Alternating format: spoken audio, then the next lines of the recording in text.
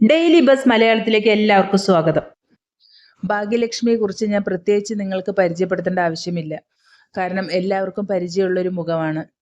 പ്രത്യേകിച്ചും ഇപ്പോൾ സോഷ്യൽ മീഡിയയിൽ സജീവമായി നിൽക്കുന്ന ഒരു വ്യക്തിയാണ്. കൂടാതെ അതിജീവിതയ്ക്ക് വേണ്ടി എന്തിനും ഏതിനും തയ്യാറായി മുഖം നോക്കാതെ ശബ്ദമുയർത്തി സംസാരിക്കുന്ന ഒരു വ്യക്തിയാണ്. എനിക്ക് പറയാനുള്ളത് ഇതൊന്നുമല്ല, ഭാഗ്യലക്ഷ്മിയുടെ ഡബിൾ സ്റ്റാൻഡിനെ കുറിച്ചാണ്.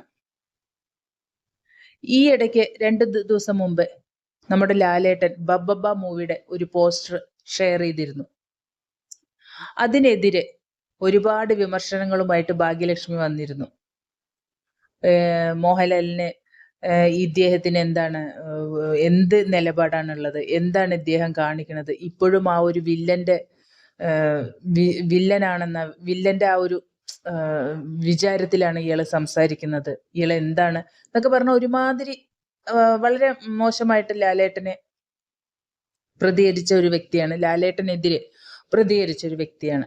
കാരണം ബബ്ബബ്ബ മൂവി ലാലേട്ടൻ പോസ്റ്റ് ചെയ്തത് ദിലീപ് കുറ്റവിമുക്തനായ ശേഷമാണ്. നമ്മൾക്ക് കോടതിയാണ് അവസാന വാക്ക്. കോടതി കുറ്റവിമുക്തനാണെന്ന് പറഞ്ഞാൽ കുറ്റവിമുക്തനാണ്, അതിനെതിരെ നമുക്കൊന്നും പറയാൻ പറ്റില്ല. അപ്പൊ അതിനുശേഷമാണ് ബബ്ബബ്ബ മൂവിയുടെ പോസ്റ്റർ ദിലീപേട്ടൻ ഷെയർ ചെയ്തത്. അത് നമുക്കെല്ലാം ശ്രദ്ധിച്ചാൽ മനസ്സിലാവും. എന്നാൽ ഞാൻ ഈ വ്യക്തിയോട് ചോദിക്കുന്നത്, അതായത് ഭാഗ്യലക്ഷ്മി എന്ന് പറയുന്ന നിലപാടുള്ള ഉറച്ച സ്വരത്തിൽ സംസാരിക്കുന്ന ഒരു വനിതയാണല്ലോ, ആ വനിതയോട് എനിക്ക് ചോദിക്കാനുള്ളത്, നിങ്ങൾ ഇത്രയും വികാര നിർഭരമായി സംസാരിച്ചു, ദിലീപിന്റെ ആ ഒരു പോസ്റ്റർ ഷെയർ ചെയ്തതിന് തന്നെ. അപ്പോ 2017 ഈ സംഭവങ്ങളെല്ലാം നടക്കുന്നത്. ആ സമയത്താണ് രാമലീലയുടെ ഷൂട്ടിങ്ങും റിലീസും ഒക്കെ ആ സമയത്താണ് 2017. ആ സമയത്ത് രാമലീലയിൽ ദിലീപിന്റെ അമ്മയ്ക്ക് ഡബ് ചെയ്യാൻ പോയ വ്യക്തിയാണ് നമ്മുടെ ഭാഗ്യലക്ഷ്മി. ഡബ് ചെയ്തു, അതിന്റെ പൈസ വാങ്ങി വീട്ടിൽ ചെന്നു.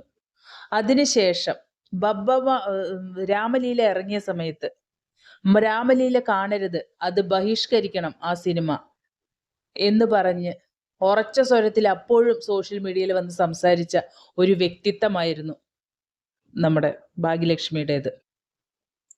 അപ്പോ ഡയറക്ടർ സുരേഷ് കുമാറൊക്കെ പറഞ്ഞിരുന്നു, ഇങ്ങനെ രാമലീല ഇറങ്ങുന്ന സമയത്ത് ഇങ്ങനെ സോഷ്യൽ മീഡിയയിലും അതുപോലെ തന്നെ പ്രസ് മീറ്റിങ്ങിലൊക്കെ പറയുണ്ടായിരുന്നു, ഇങ്ങനെ ഒരു ലേഡി വന്ന് പറഞ്ഞിട്ടുണ്ടായിരുന്നു, രാമലീല കാണരുത്, അത് ബഹിഷ്കരിക്കണമെന്ന്.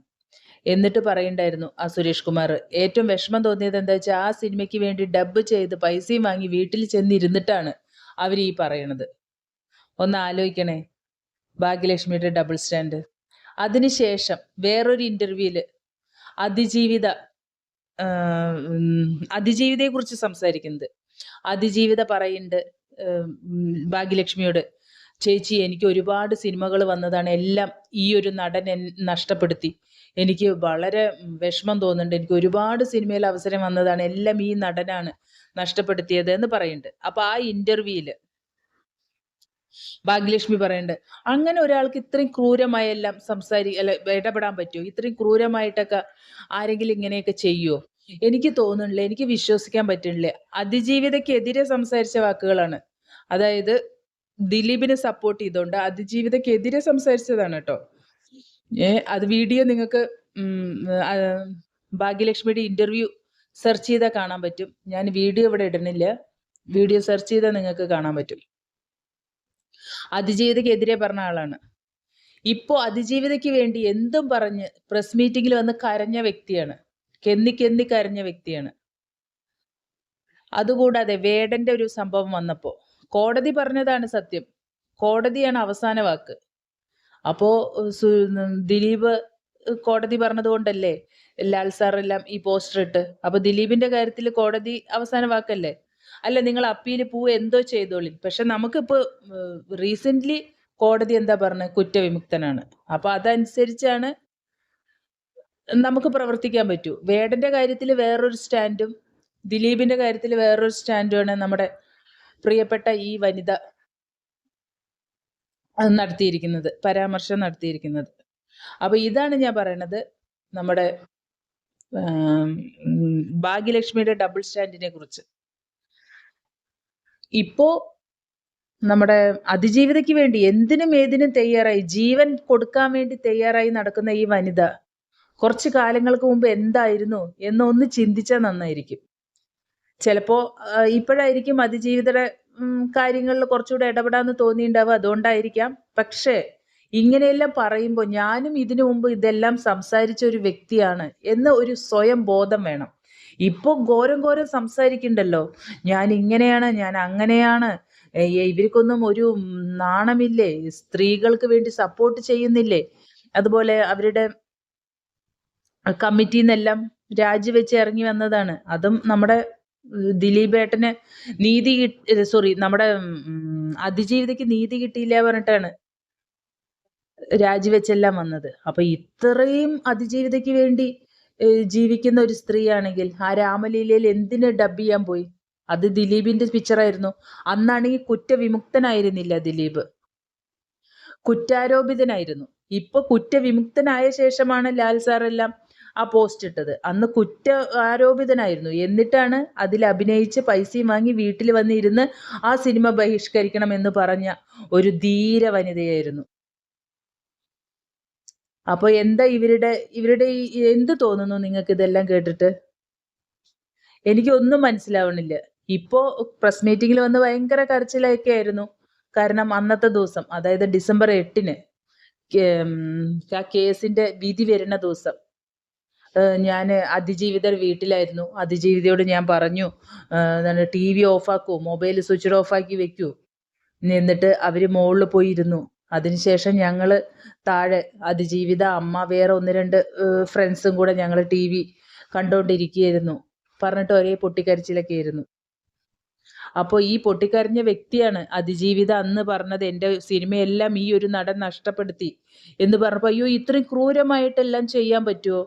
അതെല്ലാം ആ കുട്ടിക്ക് തോന്നുന്നതായിരിക്കും, അയ്യോ അങ്ങനെയൊന്നും ഒരാൾ ചെയ്യില്ല എന്നൊക്കെ പറഞ്ഞ വ്യക്തി ഇപ്പോ ദിലീപിന് കൊലക്കയറ് വാങ്ങിക്കൊടുത്തേ അടങ്ങൂ, അതുവരെ ഞാൻ പ്രയത്നിക്കും പറഞ്ഞ് പിന്നാലെ നടക്കണ ഒരു വ്യക്തിയായിട്ട് ഇപ്പൊ മാറിയിരിക്കുന്നത്. അറിഞ്ഞൂടാ എന്താണ് ഈ ഡബിൾ സ്റ്റാൻഡിന്റെ പിന്നിലെ രഹസ്യം എന്ന് മനസ്സിലാവുന്നില്ല.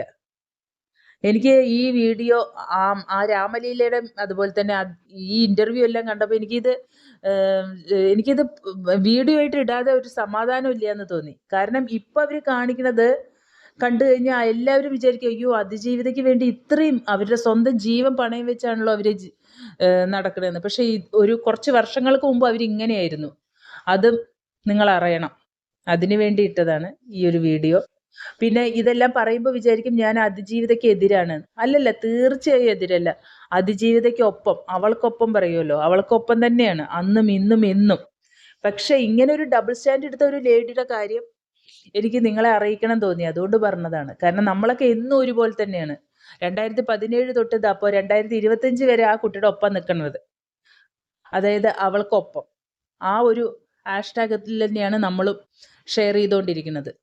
പക്ഷെ ഈ വ്യക്തി ഇത്രയ്ക്കും ആവേശഭരിതമായി സംസാരിക്കുക, വിങ്ങിക്കരയുക, സോഷ്യൽ മീഡിയയിൽ വന്നിട്ട് പ്രസ് മീറ്റിങ്ങിൽ സംസാരിക്കാൻ വാക്ക് കിട്ടാതിരിക്കുക, എല്ലാം ചെയ്ത വ്യക്തിയായിരുന്നു. കുറച്ച് വർഷങ്ങൾക്ക് മുമ്പ് ഇങ്ങനെയെല്ലാം പറഞ്ഞതും പിന്നെ അതുപോലെ ദിലീപിന്റെ സിനിമയിൽ ഒരു ഭാഗമായതും ാണ്. ഈ വീഡിയോ നിങ്ങൾക്ക് ഇഷ്ടപ്പെട്ടാൽ സബ്സ്ക്രൈബ് ചെയ്യാൻ മറക്കല്ലേ. Thank you.